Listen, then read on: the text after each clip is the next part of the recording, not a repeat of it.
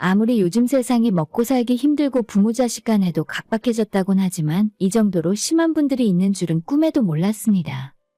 특히나 저희 집안에서 부모님과 제 사이 관계에서는 상상도 못할 일이고 주변의 친구들이나 뉴스 드라마에서 본 적도 없는 일이라 너무 황당하네요. 일단 저는 남편을 믿고 남편이 하자는 대로 따르기로 했지만 문제가 다 해결이 된 것 같은 지금까지도 뒷맛이 찝찝하게 남는 건 어쩔 수 없는 것 같아요. 졸지에 결혼하자마자 시부모 두 분과 완전히 절연하고 남남으로 살게 되었는데 저한테는 오히려 편한 일이지만 남편이 조금 불쌍하더라고요. 앞으로 자기 부모 대신에 처가 부모님에게 2배로 더 잘하면 된다고 말하는 남편을 보며 왜 이렇게까지 해야 하나 싶은 마음이 들었습니다. 저는 집안에서 외동이고 부모님과 정말 친하게 지내왔어요.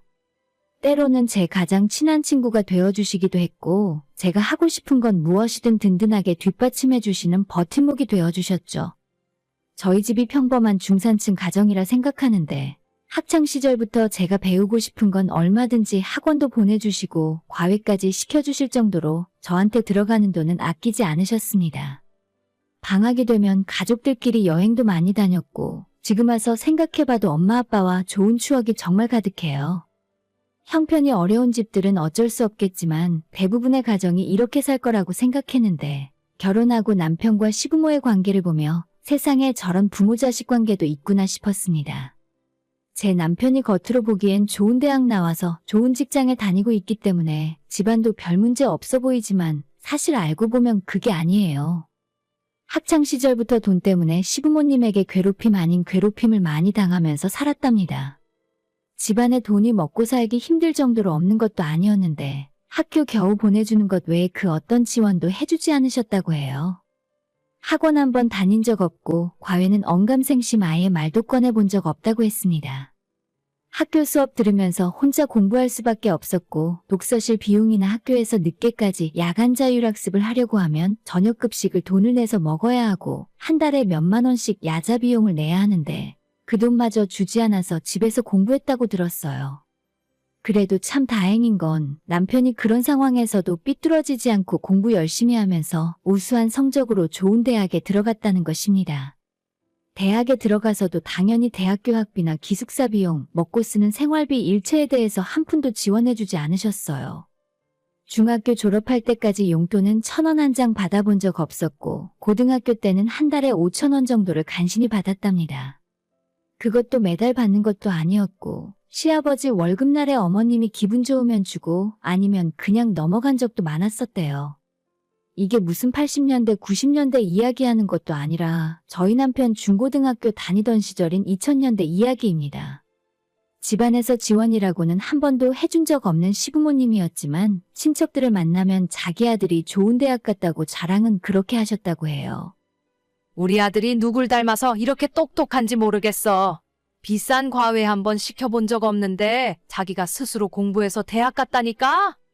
과외뿐만 아니라 그 어떤 지원도 제대로 해주신 적이 없으셨지만 그래도 좋은 대학 가니까 자랑은 하고 싶으셨나 봐요. 그 정도로 떠벌리고 다닐 거면 남편 대학 다닐 때 학비라도 좀 보태주시던가 아니면 생활비라도 보조를 해주시던지 아무것도 안 해주고 알아서 하라며 놔두는 바람에 학교에서는 장학금을 받기 위해 낮에는 열심히 공부하면서 저녁에는 아르바이트를 하고 주말에는 과외까지 하면서 학교를 다녔어요. 당장 성적 장학금을 못 받으면 다음 학기는 휴학하고 돈을 벌어야 하는 상황이었기 때문에 그 많은 아르바이트와 과외를 하면서도 자는 시간을 줄여가며 공부했다 하더군요. 다행히도 4년 내내 장학금을 놓친 적 없이 졸업할 수 있었고 교수님 추천으로 좋은 직장에 취직해서 지금은 남부럽지 않게 살고 있습니다. 남편이 어릴 적부터 부모님 도움 없이 사는데 익숙해서 그렇지 저 같은 사람이면 너무 힘들어서 진작에 포기했을지도 몰라요. 이런 남편을 직장 생활하는 도중에 친구의 소개로 만나게 되었고 열심히 사는 모습이 좋아서 호감이 갔습니다. 처음엔 이런 남편의 집안 사정을 모른 채 연애를 시작했었던 거고 매달 집에 계신 부모님에게 용돈을 80만 원씩 드리고 있다 하길래 효심이 대단하구나 생각했어요. 집에 용돈 드릴 거 다 드리면서도 알뜰하게 저금을 많이 해놓아서 저희 결혼하기도 전에 남편이 모아놓은 돈이 1억 5천 정도는 있었습니다.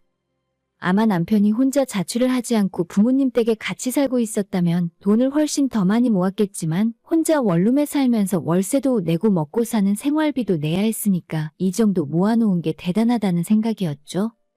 저는 결혼 전까지만 해도 부모님 댁에 살고 있었고 사실 월급 관리도 자신 없어서 부모님께 모두 맡기고 용돈 받아서 생활했었습니다. 친정부모님이 제 월급을 고스란히 다 모아주신 덕분에 결혼 전에 1억을 모을 수 있었고 저희 두 사람이 모은 돈으로 결혼할 때 신혼집 구해서 살 수 있었어요. 어차피 저희가 능력이 있으니 부모님 도움을 받을 생각조차 없었지만 상견례할 때 시부모님께서 자기들은 아무것도 도와줄 수 없으니 결혼도 알아서 하라고 먼저 선수를 치셨습니다. 이만큼 키워줬으면 부모로서 역할은 다 한 거지. 오히려 아들 키워준 값을 받아야 하는데. 농담처럼 웃으면서 하신 이 말씀이 저희 결혼 생활을 뒤집어 놓을 거라고는 그땐 전혀 알지 못했어요. 남편과 결혼하고 2달이 지났을 때였어요. 저희는 돈 관리를 전적으로 남편이 맡아서 하고 있습니다. 제가 재테크니 적금이니 전혀 그런 것에 무지하고 관심이 없는 데다 주는 돈으로 먹고 사는 것만 할 수 있어서 두 사람 월급은 남편이 관리하기로 하고 저는 먹고 쓰는 생활비와 용돈을 받아서 사용하고 있어요. 처음부터 제가 원했던 거라 아무런 불만도 없고 오히려 편하고 좋았었는데 남편이 하루는 양심 선언을 해야겠다며 저보고 대화를 좀 하자더군요. 대체 무슨 심각한 말을 하길래 이 사람이 이렇게 무게를 잡는 건가 싶었는데 얘기를 듣다 보니 도저히 웃고 넘어갈 일이 아니었습니다. 남편이 예전 연애하던 시절에 시부모한테 80만 원씩 용돈을 준다고 하는 말을 들은 적이 있어요. 저는 결혼하고 나서도 예전과 똑같이 하라고 항상 이야기했었거든요. 남편이 저보다 더 많이 벌기도 하고 우리가 이젠 결혼했다고 해서 시부모님이 결혼할 때 아무것도 해주지 않았다고 해서 드리던 용돈을 하루아침에 끊어버리는 건 좀 너무하다 싶었습니다. 아무 의심 없이 그냥 단순한 용돈 명목인 줄 알았는데 남편의 고백을 듣다 보니 전혀 그런 게 아니더라고요. 남편이 부모 지원 없이 자기 힘으로 대학을 졸업했을 때 대기업에 취직을 하자마자 시부모님이 한 가지를 요구하셨다고 해요. 너도 이제 다 크고 혼자 돈 벌어서 먹고 살 수 있는 능력이 되니까 그동안 키워준 은혜를 갚아야지. 우리가 너 키우면서 들어간 돈이 계산할 수 없을 정도로 많지만 딱 1억만 갚아라. 이제 사회생활 시작한 27 먹은 아들에게 키워준 대가로 1억을 갚으라는 부모가 세상에 어디 있나 싶었습니다. 농담으로 하시는 말도 아니었고 진지하게 1억을 갚으라 했답니다. 당장 수중에 그만한 돈이 없었던 남편은 부모와 계약서를 쓰고 매달 80만 원씩 앞으로 10년에 걸쳐서 1억을 갚겠다고 약속을 했나 봐요. 그 뒤로 저랑 결혼하기 전까지 무려 5년 동안 그 약속을 지키며 매달 80만 원에 달하는 빚상환을 해오고 있었고 결혼한 지금도 4천이 훌쩍 넘는 원금이 남아있다고 했습니다. 당신이 돈 관리 나한테 다 맡기고 우리 부모님 용돈도 예전처럼 줘도 된다고 해줘서 처음엔 얼마나 다행인지 모르겠더라고. 이대로 5년만 더 갚으면 당신 모르게 빚도 다 끝낼 수 있었는데 아무리 생각해도 속이는 것 같아서 마음이 찝찝하더라. 솔직히 남편의 설명을 들으면서도 저는 도저히 이해가 가질 않았습니다. 저로서는 부모가 자식에게 키워준 값을 내놓으라는 것도 말이 안 된다고 생각했고 1억이라는 큰돈과 그걸 10년에 걸쳐서 악착같이 받아내는 시부모님이 제정신이 아니라고 밖엔 볼 수 없었습니다. 너무나 엄청난 이야기에 제가 믿지 못하는 눈치를 보이자 남편은 지난 5년간의 계좌이체 내역과 시어머니와의 카톡 대화 내용을 제게 보여줬어요. 어머님은 매달 정확한 날짜에 남편에게 빨리 돈 보내달라는 말 이외에 그 어떤 따뜻한 모자 간의 대화도 없었습니다. 심지어 시아버님과 남편은 카톡에 친구 추가만 되어 있지 단 한마디의 대화도 나눈 적이 없더군요. 몇 분 전에도 점심에 뭐 먹었냐고 다정하게 물어보던 저희 친정엄마 생각이 나면서 너무나 큰 충격을 받고 말았습니다. 이 사람이 왜 그렇게까지 열심히 살았는지, 왜 20살에 대학 들어간 뒤로 계속 독립해서 혼자 살고 있는 건지, 그동안 혼자 이해할 수 없었던 궁금증들이 모두 풀리는 것 같았습니다. 가만 생각해보니 결혼하고 나서 단 한 번도 시댁에 찾아가 본 적 없었고 심지어 제가 처음 인사를 드리러 갔을 때도 시부모님 댁이 아닌 근처의 식당이었어요. 남편은 자기 부모 집에서 쌀 한 톨, 물 한 모금도 먹고 마시기 싫다며 예전에 한 번 추석이라고 내려가서 하루 자고 밥 2끼 먹고 다시 올라왔더니 숙박비와 식비로 30만 원을 더 청구하셨답니다. 너가 애도 아니고 다 컸으니까 먹여주고 재워주는 것도 공짜가 아니야. 시어머니는 남편에게 저렇게 말씀하셨다 하고 그날 이후로 남편은 시부모 집에 절대 찾아가지 않는데요. 1년에 한 번 내지 2번 정도 만나러 가면 집에 들어가지 않고 집 밖에서 약속을 잡아서 따로 만난답니다. 결혼하기 전까지는 부모 외에 다른 가족이 없어서 어쩔 수 없이 종종 찾아갔었는데 솔직히 이제는 저런 부모들과 인연을 끊고 저와 행복하게 살고 싶다 하더라고요. 이렇게 말하는 남편이 너무 불쌍했고 지난 수년간의 기록을 제 두 눈으로 확인했는데 한치의 거짓도 없어 보였습니다. 그런 남편에게 앞으로 어떻게 하고 싶냐 물었더니 하루빨리 부모한테 빚을 모두 갚고 인연 끊고 안 보고 살고 싶답니다. 그래서 현재 기준으로 얼마의 빚이 남았냐고 다시 물어봤더니 핸드폰을 보고 한참을 계산하다가 4,400만 원 정도 남았다 하더라고요. 그거 그냥 갚아버리자. 우리 지금 통장에 여윳돈 2천 정도 있지? 모자란 건 당신 회사에서 대출받아. 그리고 이번에 싹 갚아버리고 앞으론 당신 하고 싶은 대로 해. 남편은 저한테 미안해서 도저히 그렇게는 못하겠다 말했지만 저는 차라리 깔끔하게 한 번에 싹 다 갚아버리고 휘둘리지 않고 살길 바랬어요. 아직도 부모 그늘에서 벗어나지 못하고 괴로워하는 남편을 보며 이참에 모든 걸 정리하고 새 출발하는 기분으로 결혼 생활을 시작하고 싶었습니다. 어차피 대출받은 것도 당신이랑 나랑 같이 갚으면 반년이면 충분해. 괜히 앞으로 몇 년 동안 어머님한테 빚독촉 들으면서 스트레스 받지 말고 한 번에 싹 갚아버리고 끝내자. 제가 몇 번이고 계속 재촉했더니 남편도 그러겠다 하더라고요. 시간 끌 것도 없이 바로 다음 날 남편이 회사에 대출 신청을 했고 며칠 뒤에 시어머니에게 남은 빚을 전부 현금으로 보냈습니다. 저와 같이 있는 자리에서 제가 보는 앞에서 보냈더니 바로 5분도 안 되어 어머님에게 전화가 왔습니다. 너 이게 무슨 돈이야? 갑자기 이런 큰 돈은 왜 보내는데? 남편은 이게 마지막이고 엄마가 달라고 했던 1억 전부 갚았으니 앞으로는 더 이상 돈 달라고 연락하지 말라 쐐기를 박았습니다.